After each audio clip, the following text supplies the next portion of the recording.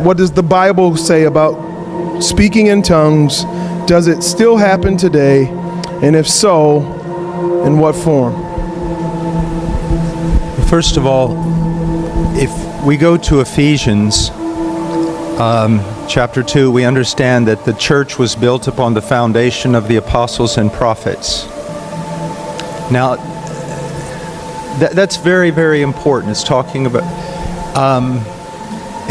about something that ceased. Are there apostles today like the 12? No. It's the faith that once and for all has been handed down to the saints. Is there a prophetic word that's still laying the foundation for the church? No. And so we recognize here with two of the most gifted men, or offices, whatever you might want to call them, that they have ceased. We know that, and almost everyone across the board acknowledges that. So we can expect that there could be other changes in more minor gifts. Now, we could sit here all day and argue about, have tongues ceased? You know, we could go to 1 Corinthians, tongues will cease. We can argue about what that's talking about exactly. But I think the best thing to do is simply to define what tongues were. What were they? The book of Acts is the example of tongues. And what were tongues? Real phonetic languages. Now, when we go into 1 Corinthians from 11 to 14, people say, well, that's a different kind of tongue. I don't see any grounds for saying that at all.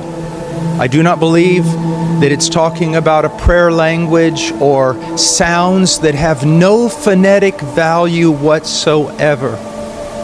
So the real issue comes down to what is tongues. And I believe tongues with the speaking of a language, a real human language. Now I want to think about it for a moment.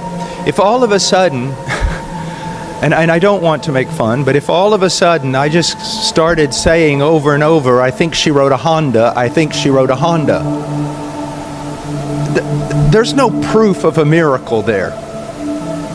But if all of a sudden someone began to speak in a language, a true human language of phonetic value like we see in Acts chapter 2, people would be amazed that it was a sign, that it was actually a miracle.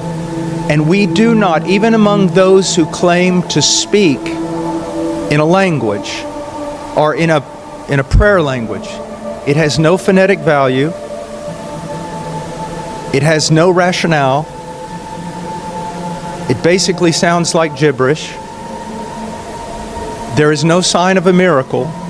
And one of the things that I have found in common is that people who go to the same church who speak in tongues seem to speak in the kind of the same rhythm and make the same sounds.